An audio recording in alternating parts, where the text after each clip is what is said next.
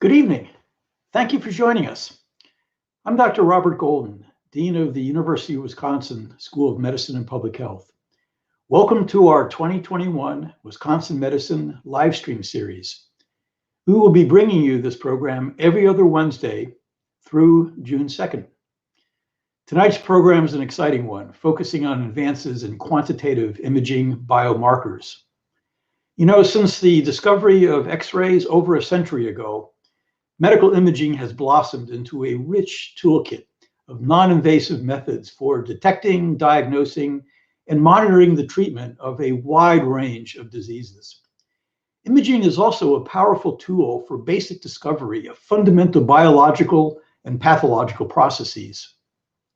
However, imaging has historically provided physicians and scientists with only anatomic and qualitative information about the human body. Today, we have three scientists who will describe the transformation of medical imaging into cutting-edge quantitative tools to evaluate molecular, functional, and quantitative assessment of both human health and human illness. It's a pleasure to introduce Dr. Scott Reeder, our first speaker tonight. Dr. Reeder is a professor in multiple departments: radiology, medical physics, biomedical engineering, medicine, and emergency medicine. He has a lot of faculty meetings to attend. He is also the H.I. Romness Faculty Fellow, as well as the Vice Chair of Research and Chief of the MRI section in our Department of Radiology. He also serves as the Director of the UW Liver Imaging Research Program. So please join me in welcoming Dr. Reeder. Great. Well, thanks very much, Dean Golden. I really appreciate the warm introduction, and it's a pleasure to speak to all of you about some of the work that we're doing here at the University of Wisconsin. As Dean Golden mentioned, I'm a radiologist and I'm also a biomedical engineer. And what I'd like to do is just give you a quick tour about the transformation that we've been seeing in medical imaging. This is just a photograph of William Conrad Röntgen from 1895 with the seminal discovery in X-rays, which really was the birth of radiology and medical imaging as we know it. And it's come a long way from these first X-rays of the hand at that time to X-ray CT coronary angiography that we're looking at here. But one of the things about this is that this is really a qualitative approach for looking at the anatomy, not so much physiologic or disease-based information. Next slide, please. These are just a couple of examples. These are MR images. I do a lot of MRIs, so most of what I'm going to show today will be magnetic resonance imaging. Here are three examples, one in a liver image with a patient with a hepatocellular carcinoma, an enhancing mass, a cancer. In the middle, we have a patient with hypertrophic cardiomyopathy where we can see the thickened myocardium with this cardiac MRI. And on the right, we have some 3D images of the brain, which allows us to look at very high resolution anatomical structures. Slide. Thank you. Now, as we transform from qualitative to quantitative imaging biomarkers, the question is what is a quantitative imaging biomarker? It's really an image where the intensity itself actually represents a quantitative value that reflects a biological or pathological property. And unlike biopsy, it can actually assess the entire organ or perhaps even an organ system. And this becomes a non-invasive method for what we call phenotyping. Next. And this gets to the role of imaging in precision medicine, which is the tailoring of medical treatments to individual patient characteristics. On one extreme, we have the genotype on the left, which is really the fundamental information that's going to predict the ultimate phenotype on the right, leading to both pathology and disease. And this is just an example of a renal cell carcinoma with that yellow arrow. And in between all of this, we have a lot of different information: molecular imaging, proteomics, metabolomics, histology, even wearable sensors. And how we put this together, going all the way from the genotype on the left to the phenotype on the right, which is really where the patient sits, is really what we're talking about with quantitative imaging. And using much of this information together with the patient presentation, we hope to get the right test in the right patient at the right time. Next.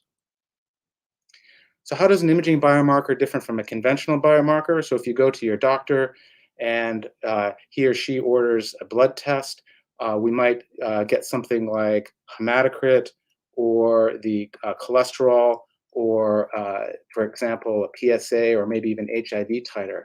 And what do these things all have in common? What they have in common is that they are numbers. And so instead of having sort of information about where this is, it's sort of more of a global, general piece of information that your doctor will use to help guide treatment. Next slide. Now, these are some examples of qualitative images in the brain. We have T1 weighted imaging, T2 weighted imaging, FLAIR. The image on the right is a diffusion weighted image, and the bright region that you see is an area of swelling in a patient who has a stroke. Again, qualitative information, very important, that neuroradiologists would use to make this diagnosis. Next click. Whereas on the bottom now, what we're seeing are quantitative maps. Things like fractional anisotropy that looks at the directionality of white matter within the brain. Similarly, diffusion tensor imaging, which also gives directionality with the wiring in the brain and how things are connected.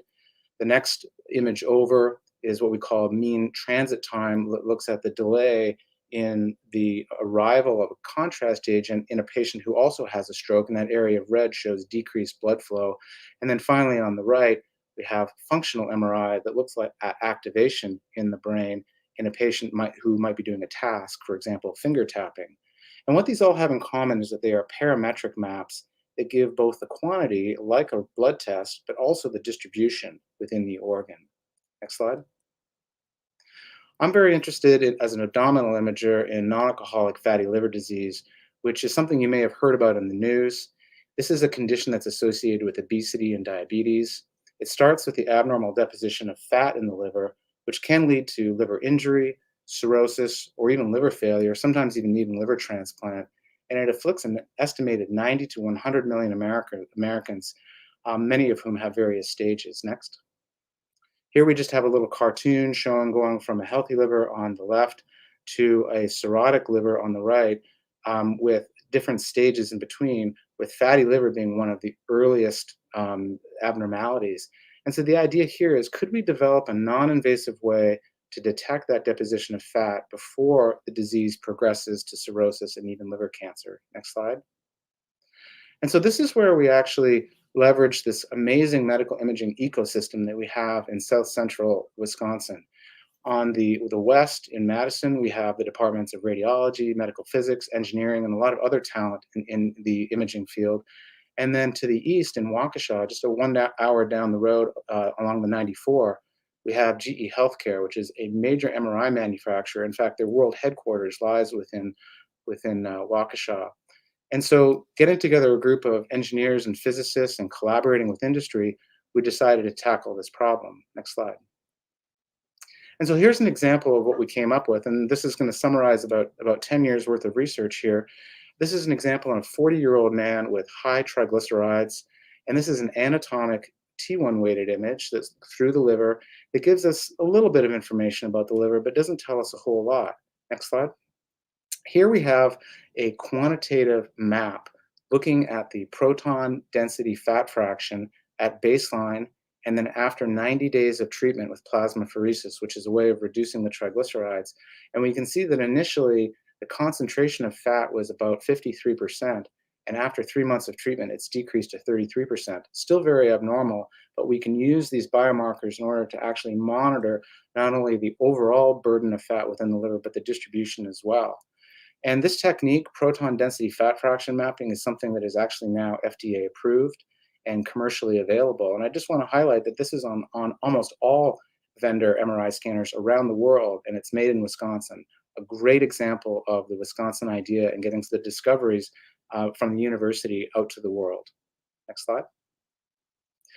The other thing I want to mention is congenital heart disease, and I do a fair bit of cardiovascular imaging with my colleagues here at the university. Congenital heart disease is a complex constellation of anatomic abnormalities in the heart and the blood vessels leading to the heart. If there are abnormal connections, this can lead to abnormal shunting of blood flow, and sometimes surgery is required to save the lives of these children with these abnormalities. But the question is what repairs do we want to make? When should we make them, and how should we make these? So one of the interesting things about MRI is that we can actually encode the signal of moving blood into the actual images themselves. We can do this in 3 spatial dimensions resolved in time, which we call 4D flow MRI. Next slide. And here's just one example that I want to show you in of a 4D flow image in a young boy with scimitar syndrome. This took about 10 minutes of imaging where we simply swaddled the child and then hit the scan button. And then doing a lot of post-processing after, we're able to visualize the blood flow to the heart with the different blood vessels. We can look for abnormal connections, and we can also quantify the blood flow in abnormal areas as well. Next slide. We can also take these images and make 3D printing using additive manufacturing. And this is actually very useful to our surgeons. For example, this is Dr. Petros Anagnostopoulos, who is actually looking at this small 3D printed model in order to be able to plan the surgery ahead of time. Next slide. This was actually another example with Dr. A, looking at a patient with complex congenital heart disease using these models in order to plan for the surgery. Next slide.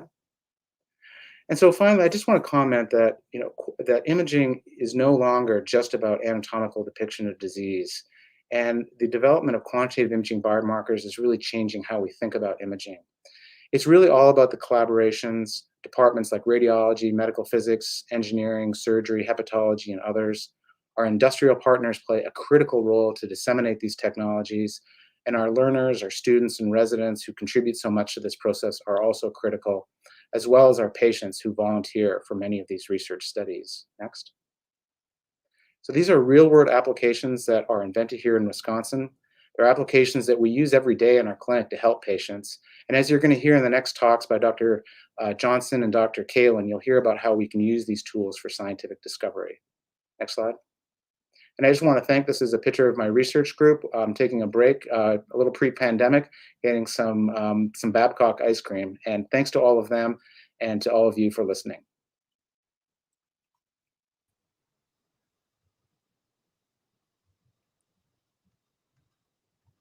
Wow. Thank you, Scott. It's just fascinating to hear about how far this field has gone just in the last 10, 15 years. And I can only imagine what the next 10 or 15 years will look like.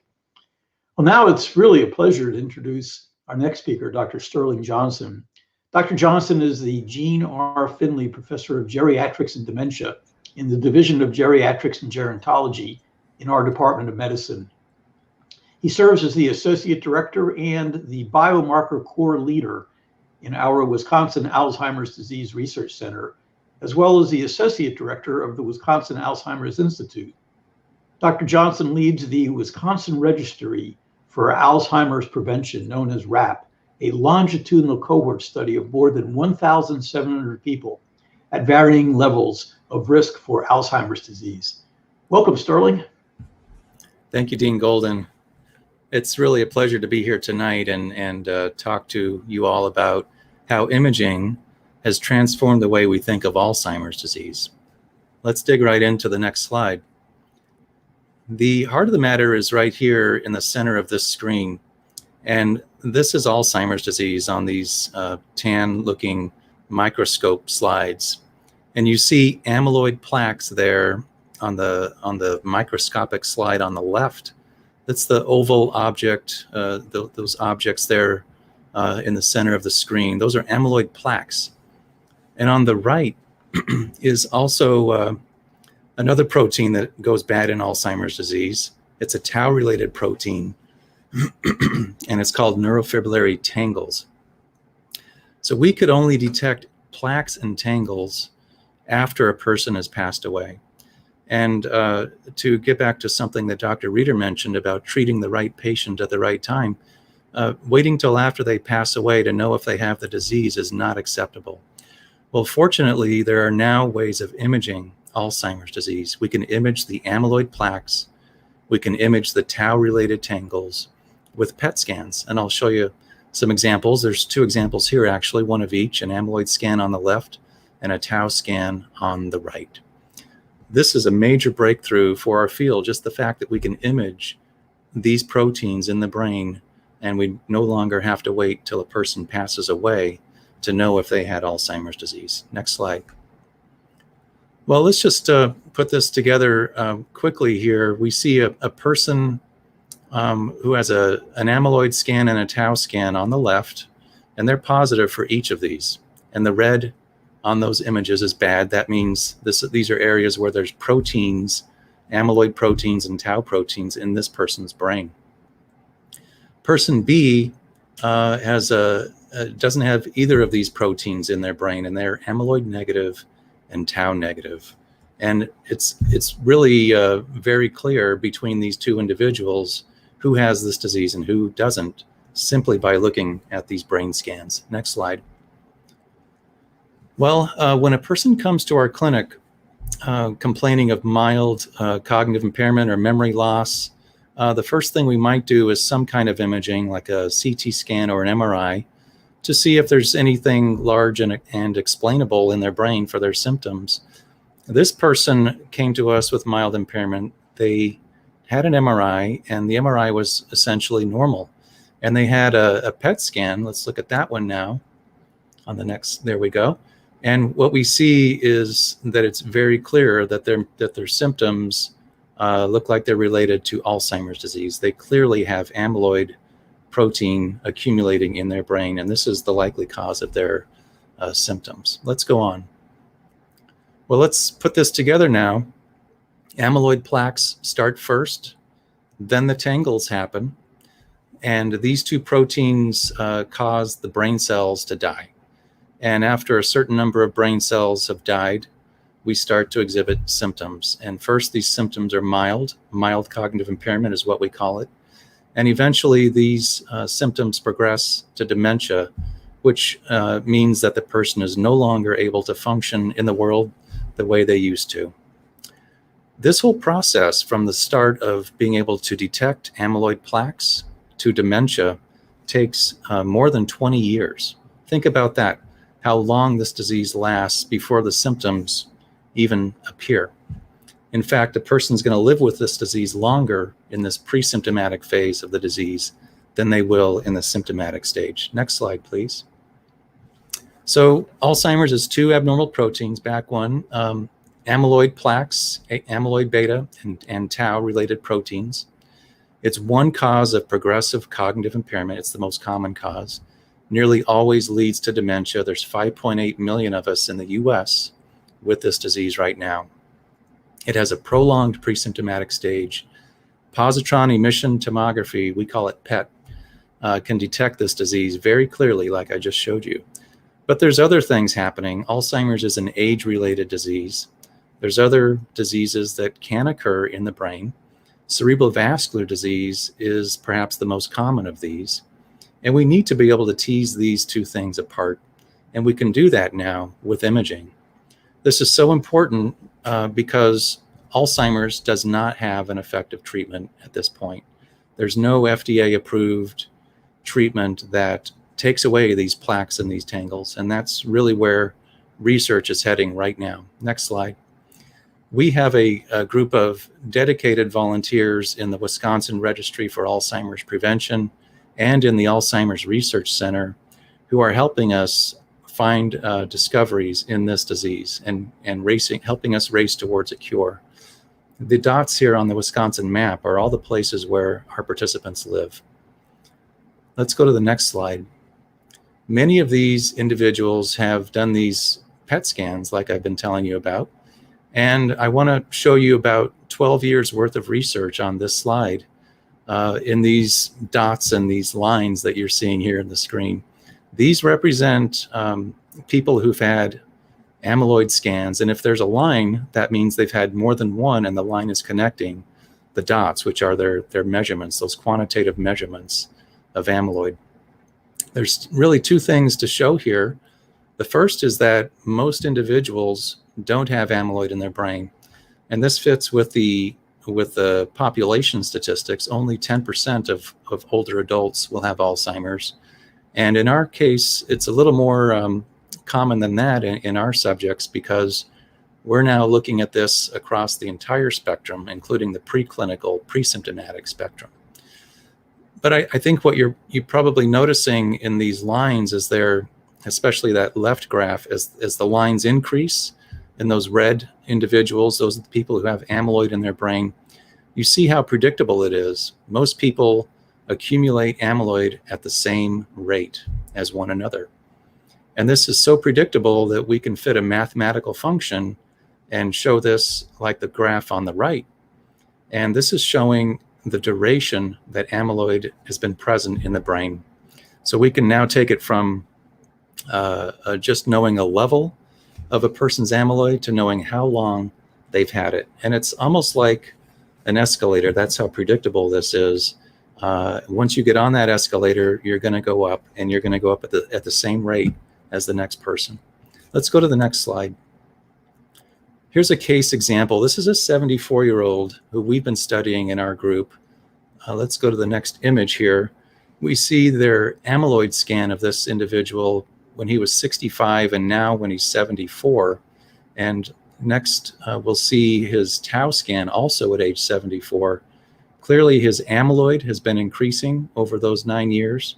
And now that we can do tau scans, we see that he has tau in his brain, in the very parts of his brain that are involved in memory, which is one of the key symptoms of Alzheimer's. Now let's put it all together with the graph on the next image here. We see him as that blue dot right in the corner of that graph, in the top corner of the graph. And if you look at, if you follow the line down to the x-axis, he's been positive for amyloid for more than 20 years. We estimate he's had this disease for 23 years. We estimate he developed amyloid at age 51. And now he's at age 74 and only now showing symptoms. So this is quite remarkable. There's an incredible window of time here, literally, where we might be able to intervene and prevent this disease from reaching symptoms. Let's go on. I mentioned that this disease may co-occur with other things in the brain that happen with aging, and vascular disease is the most common of these. Using 4D flow, that technique that Dr. Reeder mentioned, we're able to image the vessels in the brain. And this is largely the work of our colleagues in medical physics, who have been so creative and innovative, and we're delighted to apply their techniques to diseases like Alzheimer's disease. And we've made a connection. We've seen that the vessels are stiffer in people who have amyloid plaques in their brain. And we don't know if there's a causal relationship here or if it's correlational, but we do think there's a reason to think that there is a connection, and we are following that up, and we hope that over the next few years, we'll be able to learn more about whether vessel stiffness might be getting in the way of the brain's ability to clear amyloid plaques out of the tissue. Let's go to the next slide. I'll just summarize here, and I hope you agree with me that imaging has changed our understanding of Alzheimer's. We no longer need to wait till death to know if a person has it. With imaging, we know who has it, we know when it started, and we can learn what else is going on, especially about vascular disease. These developments are going to help us get to the right diagnosis and help that individual plan their future and receive the right treatment. And in the case of Alzheimer's, it's going to help us find an effective treatment, because we can put people in clinical trials who truly do have evidence of these proteins in their brain. The work here was made possible by innovation and collaboration, and that's our mantra at UW. Medical physics, radiology, Department of Medicine, and in particular, our friends at the Weissman Center, where all of these images happened. And most importantly, our patients in the Alzheimer's Research Center and in the Wisconsin Registry for Alzheimer's Prevention. If you want to learn more about any of these things, feel free to visit our websites or listen to one of our podcasts. Thank you. Wow. Thank you, Dr. Johnson. You know, whenever I catch a glimpse of your ongoing progress in your research, it gives me so much optimism, because as you've explained so well tonight, the foundation for ultimately having an effective treatment is going to rely on the early identification in the preclinical stages and the early quantification of how far the illness has progressed. So I always find your presentations to fill me with hope. Our final researcher this evening is Dr. Ned Kalin. Dr. Kalin is the Hedberg Professor and Chair of our Department of Psychiatry. He is also the Editor-in-Chief of the American Journal of Psychiatry, the premier scientific journal of the American Psychiatric Association. Dr. Kalin is the Director of the Health Emotions Research Institute and the Lane Neuroimaging Laboratory. He's also an affiliate scientist at the Wisconsin Regional Primate Center and the Harlow Primate Laboratory, and holds a secondary appointment as a professor in the UW-Madison Department of Psychology. Welcome, Dr. Kalin.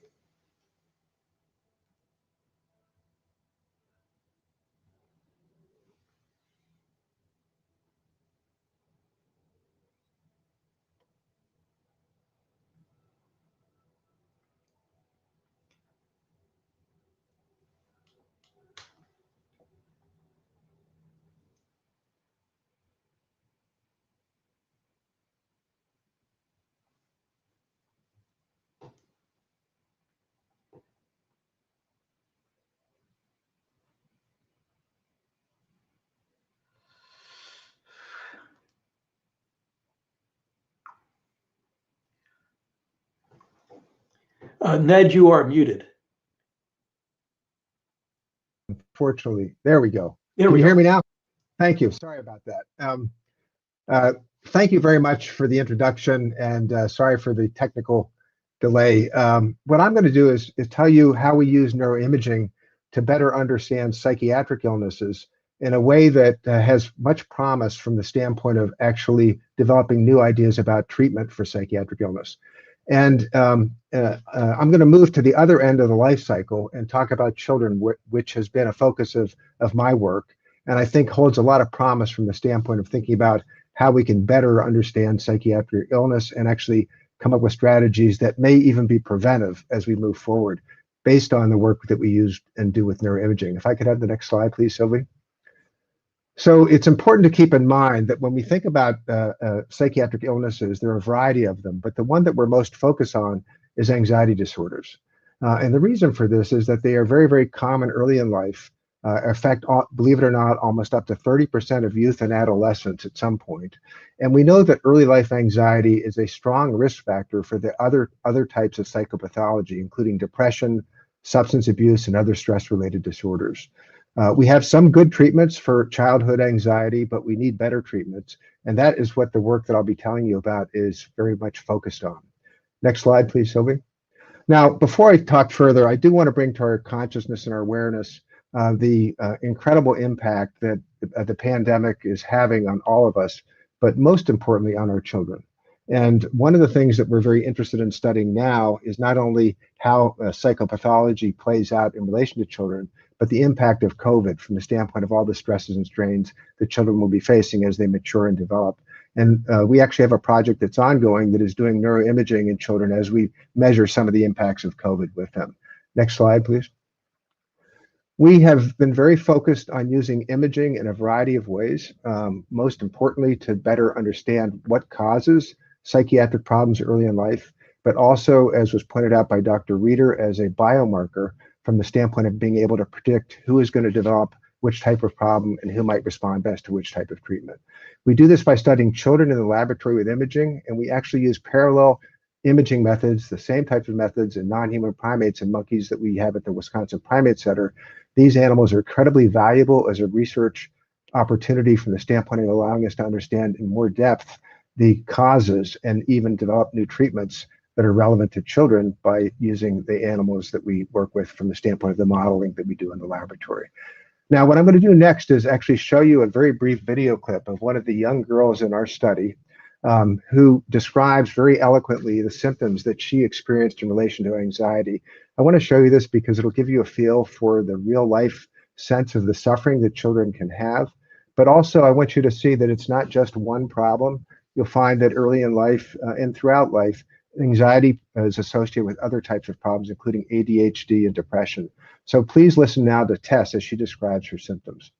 Mainly when I was younger, in kindergarten and first grade, it became very apparent that I had ADHD and anxiety, and so my parents started taking me to psychologists. Yeah.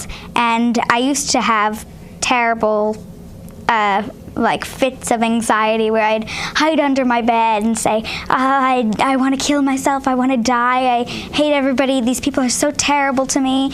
I think that the hardest part was thinking that everyone didn't like me. I would always have this feeling of loneliness and abandonment, even when I would really misread people, and I was sure that I was right when I was totally off. It was really scary and really sad, just the fact. And I'd read books and fantasize about, well, why can't I have this life? And I'd be like, well, my life, I'd compare it to a lot of things that were different than mine, but that made it, for me, seem better than it actually was. And so I think that it was just really, really hard, and thank goodness my parents recognized it. Otherwise, I wouldn't be here in front of cameras. Yeah, I mean, we were actually worried about, things like suicide in kindergarten and first grade. It was terrifying. Yeah, and we're not. Why were you worried about that? Because she'd say, I don't want to exist. I wish I didn't exist. And we have a lot of kids, so we're not really alarmist. Not, a bomb has to go off to really phase us. But it was terrifying. Yeah. I wouldn't want to hurt myself or die because both of those things scared me. But I did want to just not exist, like poof into magical fairy dust air, never have to face anything again and be happy. Now, I think you can see from listening to Tess how severe and disabling these symptoms can be. Fortunately, she got much better with treatment, and I'll finish up this talk by actually showing you a video clip of her describing the effects of the treatment that she had. But what's most important to understand is that we really, prior to having the capacity to do imaging, we really had very little understanding at all of what was going on in the brain of children like this. Now, with imaging, we can actually look at function and structure of the brain, much as you heard from Dr. Reeder. And if you look at the image in the bottom of the screen here, with the color in it, these are actually white matter fibers that we can image with a method called DTI in the MRI. These are all the fibers in the brain that connect different pathways and allow for the different cells in the brain to communicate with each other. And one of the prevailing ideas about psychopathology, and in particular anxiety, is that the frontal parts of the brain are not communicating well with some of the deeper structures that have to do with our fear responses and our more primitive types of emotional responses. Next slide, please. Now, just to go into this a little bit in more depth, this is in blue is a nerve cell, and what you can see is the long extension of that cell called the axon. That axon is what connects up to other nerve cells and how nerve cells communicate. In red is what we call myelin, and this is sort of like the insulator of the wiring, which allows for the optimal timing of signaling across the brain. And what we're actually measuring with the imaging is this myelin sheath, the density of it, and how well formed it is. Next slide, please. If you want to start the movie, we can do that. When we take all of these images together, we can then develop an idea of the different tracks that are actually running through the brain as if they're different highways connecting different brain regions. This allows us then to get very focused about some of the pathways that are critical.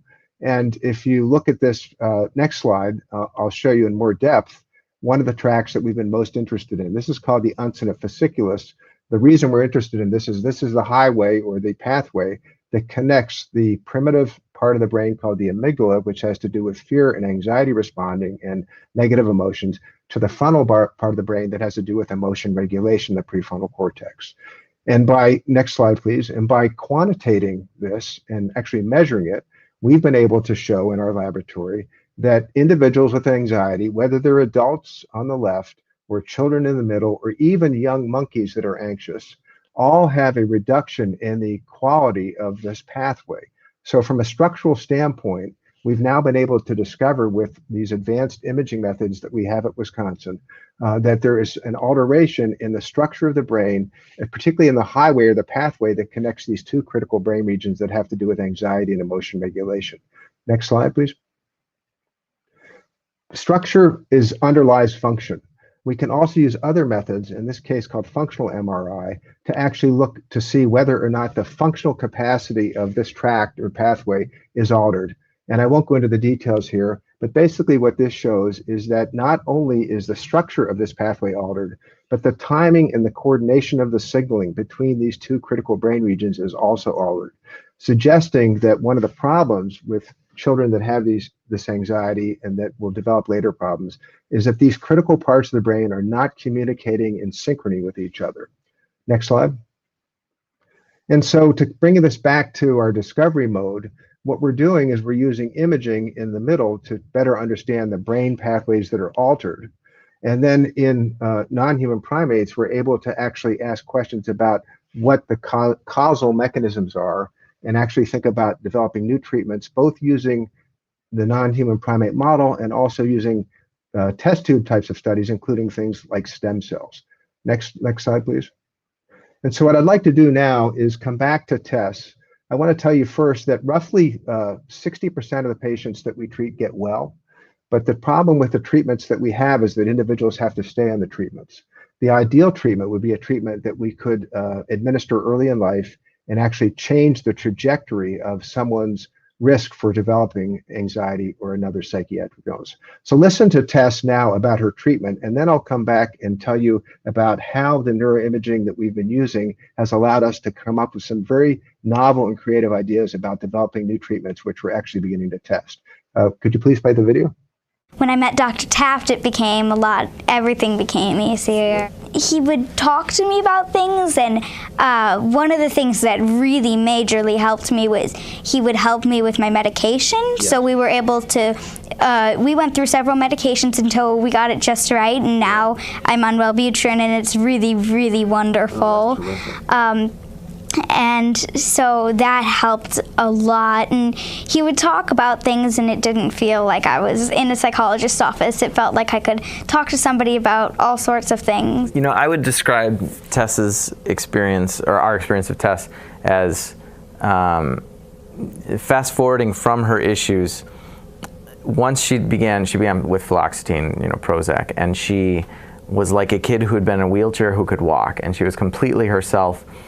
But had been restored to a capacity to really move. I was amazed at the ability that she had to shift from being completely incapable of dealing with any stress to being very outgoing, asking boys, demanding that she be placed into the soccer game at recess with the boys.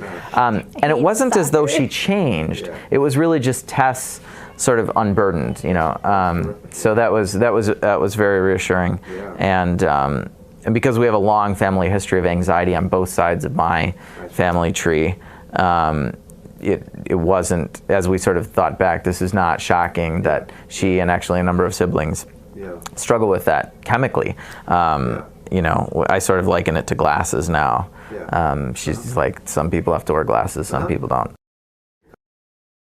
So this is a very, very nice story, and it's wonderful that Tess got better. I want you to consider two things. One is that many children are not identified early in life and suffer with these problems secretly, and you can imagine the toll that this takes over time from the standpoint of their development, both cognitively, emotionally, socially, and so on. And also, the treatments that we currently have that are effective are not long-lasting. They have to be administered basically all the time. So we're after the idea now that we want to develop new treatments that we can use early in life to identify children at risk using neuroimaging and other methods, and then to actually affect the circuitry that we believe is altered to help that circuitry become more resilient and to repair some of the problems. And we believe that that may be a way of actually changing the lifetime course of someone who has this chronic risk during which they face a lifelong sort of ability to engage and have psychiatric problems and to suffer over time. So how are we going to do this? So what we're doing now is we're working on this pathway that we've identified from the standpoint of the tract of white matter that we believe is deficient or not as coordinated as it might be. And we are actually trying strategies to increase the development of this pathway. And what's really exciting about this is that there's research that shows that simply by using training, for example, juggling in young children, one can actually affect this and other pathways so that they become stronger in a sense or more resilient. So one of the novel things that we're attempting to do, and we're doing this now in the monkeys and would like to at some point do this in children, is actually thinking of using some emotion training strategies at the right time in life when the brain is plastic, and combining that with other strategies, including things like exercise, which we know promotes neuroplasticity.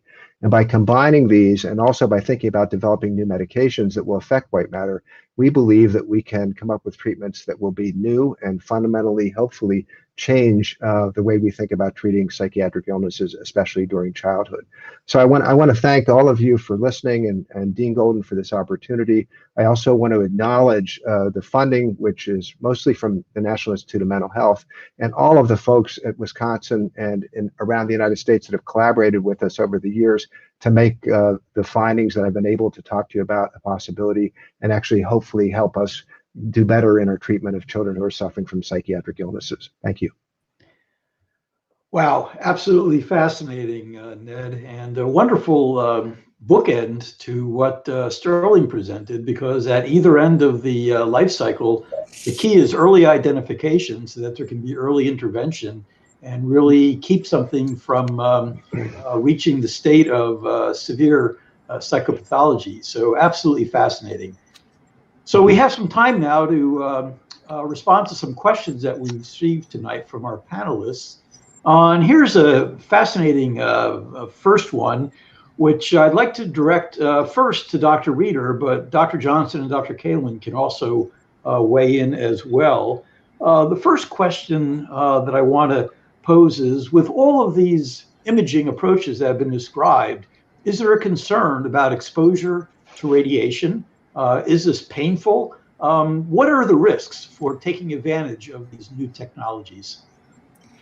Oh, sure. That's a really terrific question, and this comes up all the time in my daily life as a radiologist, and also in research as well. And with MRI techniques, which is most of what we saw here, that doesn't use any ionizing radiation, so there's no concern there. Other imaging techniques like CT scans or CAT scans, as well as PET, does use a small amount of radiation, and so we do keep an eye on that carefully. And actually, one of the things that the Department of Radiology and Medical Physics has done is collaborate with GE to develop low-dose CT protocols that are actually disseminated around the world at over 2,000 sites with the Badger protocols.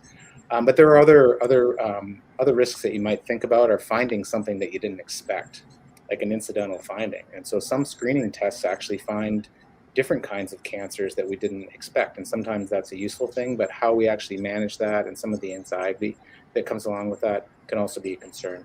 But for the most part, in terms of pain, mammography is probably a technique not so comfortable and perhaps painful. But other than that, it's really maybe an IV and not much else, but so generally non-invasive. Great. Here's a question for Sterling. You referenced the connection between vascular health, heart health, and brain health that you're uncovering through your imaging studies. Is there any way that this work would impact on other neurodegenerative diseases other than Alzheimer's disease? It's a great question. I think yes. The answer is yes, and it's because the heart health and brain health through our vascular system is so prevalent for all of us. If we can keep our hearts healthy, then our brains are likely going to be healthy, and our vessels will be clear and deliver the nutrients to the brain that is needed. And what it'll do for us, and how it applies to neurodegenerative disease, is it'll provide a buffer of sorts.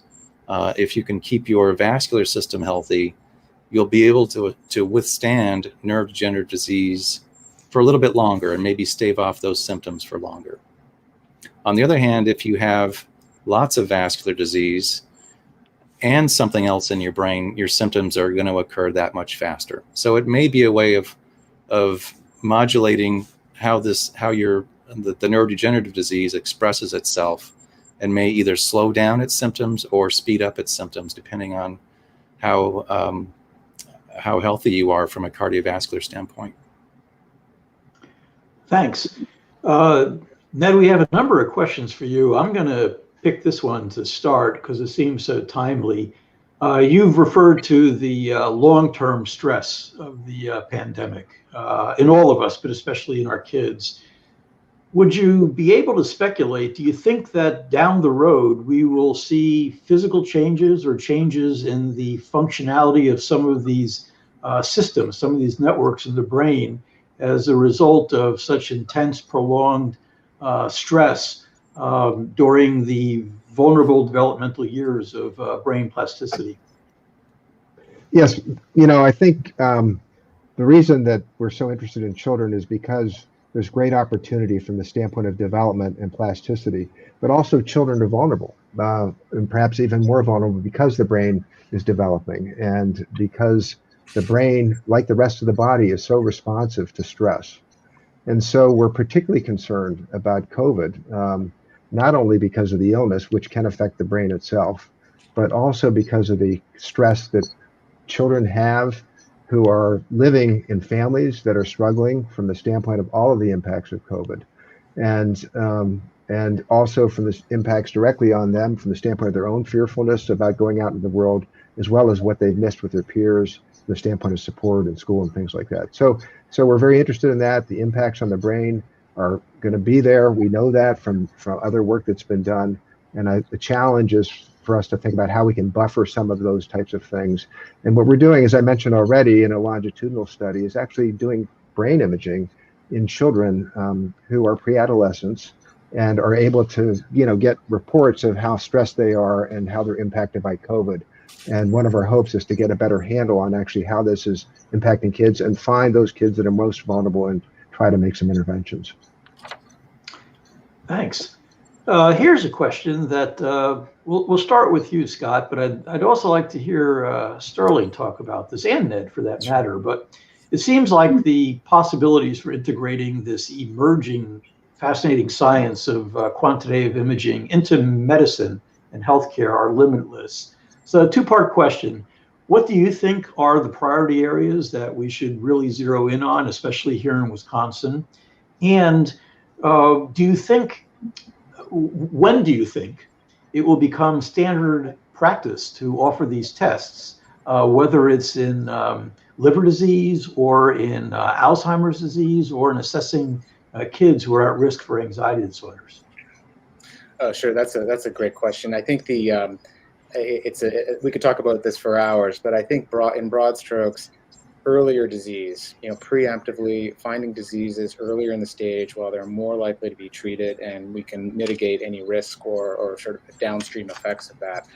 I think that specific areas obviously include cancer and broad areas of cancer, breast cancer, prostate cancer, colon cancer. But cardiovascular disease is also something that has broad impact not only on obviously the heart itself, but the brain and other organs. So coronary artery disease continues to be a major killer, and using non-invasive imaging techniques. So for example, calcium score is a big winner in my opinion in terms of early cardiovascular risk. But really getting to that early diagnosis. Maybe I'll hand it off to Sterling and Ned to talk about the more psychiatric and neurological diseases, but that's where I see things going. Yeah, I agree completely, Scott.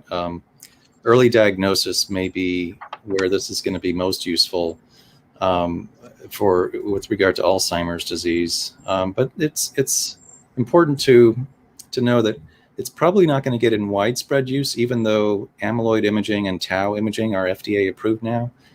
Until we get a treatment, there's not going to be anything to do about that to effectively change the course of this disease fundamentally from the biology until we find that treatment. But I think once that treatment happens, there will be widespread screening, just like we do for colon cancer at age 50. There may be widespread imaging for Alzheimer's disease, maybe at age 60 or at 55 or something like that, so that we can detect this disease early and get it treated early. Now, I'll also say that imaging might be replaced one of these days for Alzheimer's by some simpler blood tests like you showed. We can actually detect amyloid levels in the blood for our research studies, and that may be coming to the clinic and changing the face of this disease yet again. So there's lots to look forward to with this. So in relation to psychiatric illnesses, the imaging has just opened up the field in ways that were unimaginable prior to these capacities. And we've made tremendous progress, but we're not yet at the level where we can use these tools clinically, in my estimation. They're really good scientific tools, and our aim is to use them clinically. We'll be working with Scott, probably even after this call. I may give him a call and start talking about some of the new exciting things that they're working on in the Department of Radiology. New methods are coming out all the time. We plan to do larger studies where we can understand how we can bring the imaging together with the genetics and come up with personalized approaches. I would say, this is really important for the citizens of Wisconsin. Alzheimer's disease obviously is important, and psychiatric disease, has really gone sort of under the radar at times, but is incredibly common. And as I pointed out when I was speaking, nipping this in the bud in early life can have impacts long term on not only emotional and functioning, but also on physical health. And maybe even on illnesses like Alzheimer's disease, because we know that to some extent these are stress related and stress responsive types of phenomena. And sort of getting to the point where we can reduce one's stress burden and they can cope better with it and not be so psychologically distressed over periods of time. It's not clear what that's going to do, but I would be willing to bet that will have long-term impacts across psychological and physical health. I'd like to amplify a bit about the liquid biopsy concept too. And I think, if you look at companies like, Exact Sciences that are here in Madison, and they can detect a single tumor cell. And that gets back to what Sterling is saying about the role of blood tests. And if we can use blood tests in combination of imaging, so one paradigm is you get screened for your cancer, and then you have one, but then you have to go find it with imaging. And so I think that is going to be a really big piece of the future picture, is putting all of these different biomarkers together. So I'm going to jump back to a question that we got earlier. As I mentioned in the introduction, each of you are amazing scientific leaders, but also each of you are administrative leaders in the institution. So from the latter perspective, one might say that the value of this emerging science is priceless, but in fact, there is a price associated with developing this technology. So I think it's important for people to get a sense of how is this research funded? How do we pay for these vitally important scientific experiments? Yeah, as Dr. Kalin mentioned, NIH, they fund a good chunk of our research in Alzheimer's disease. The National Institute of Aging is our main funder, but they can't fund it all, and you need your experiments to be kind of fleshed out and know where you're going. And the exploratory work really needs more local funding to get projects off the ground and get feasibility and proof of concept in hand, to then go to the NIH and ask for those larger dollars. So it's funded both with local funds. Philanthropy is so important to the work that we all do, but then the NIH and other foundations fund some of the major work that we do as well. Yeah, just to build on that, the NIH is the traditional way, and it's important to have those funds, but philanthropy is incredibly important. Two examples for us: the imaging work that we do actually on site in our department, where the children come in to be treated, where we can take them down to the scanner and put them in a scanner for a short period of time. That laboratory was funded by the Lane family, and they had a personal interest in psychiatric illness and really enabled us to leverage the incredible resources that are at Wisconsin and to build them further from the standpoint of this type of research that we're doing. Another example is the Hedberg family, which allowed us to actually develop our Health Emotions Research Institute. So we're incredibly grateful to those families and could not have done some of this innovative work without that philanthropy. I completely agree. The ability to develop pilot data, which often doesn't take a great deal of funding, can get that incredibly important pilot.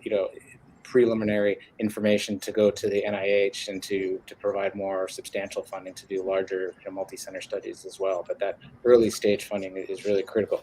In our case, we also do work a fair bit with industrial partners as well, and they provide resources either in the form of equipment or in terms of other resources, as well as actually working collaboratively with industry.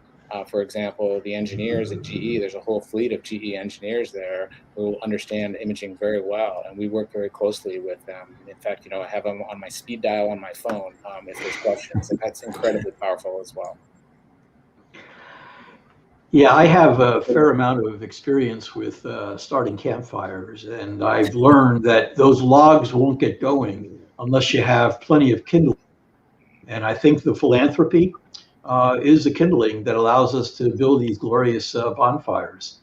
So we have one last question I'd like each of you to respond to. Okay, I know each of you quite well, and I know how much you love your work and how much excitement you have when you get out of bed in the morning to go into what is not a job, but really an amazing adventure. So from that perspective, what are you most excited about when you think about the next 5 to 10 years of evolution in each of your fields? Why don't we start with you, Ned? You're in my upper corner, and then we'll work our way around. Sure. I'm excited about the possibility of reducing the suffering that our patients have. And I think that we really are at this tipping point where we're going to be being able to intervene early in life and really make a difference for a lot of children that have otherwise gone unnoticed from the standpoint of some of the suffering that they've had. So that's what excites me, working on this in a way that actually has that potential. Great. Scott? Oh, I think I have the greatest job. As I said to my son when he was little, he asked me what I do for a living, and I said, I get to look at pictures and help people. And it doesn't really get any better than that. I also get to help make the pictures too when we do research. But what I'm really most excited about is that we're just scratching the surface and we're just getting started. It's so exciting. There's just so much to do, and the imagination is hard to contain. So next 5-10 years are going to be incredible. Sterling? Yeah, I also agree with all that, and I would add one of the things that excites me about what I do and gives me a sense of urgency is the participants that we work with on a daily basis, and our patients. They're committed. They have skin in this game. Many of them have a parent who had Alzheimer's disease or has Alzheimer's disease in our case, and they're dedicated to this process, and they stay in these studies and they do the things that we ask them to do, and we image them and poke them and prod them and collect vital data that's going to change the face of this disease and other diseases. So that's what makes me excited about what we're doing, and I think we're going to learn as we scratch the surface about risk and resilience and how to treat Alzheimer's disease and the other diseases that we talked about tonight. Wonderful. Well, thank you, each of you and all of you together for a wonderful discussion tonight. And I also want to thank everybody in our audience for joining us this evening and for your wonderful questions. I hope you enjoyed tonight's program, and I hope that you'll continue to tune in for our next Wisconsin Medicine program on Wednesday, May 19th. That program will focus on cardiovascular disease, a nice follow-up from some of the discussion tonight. You can sign up to receive reminder emails, and you can also watch past sessions at wiscmedicine.org. So thank you so much for your interest. Thank you for your participation, and on Wisconsin. Good night.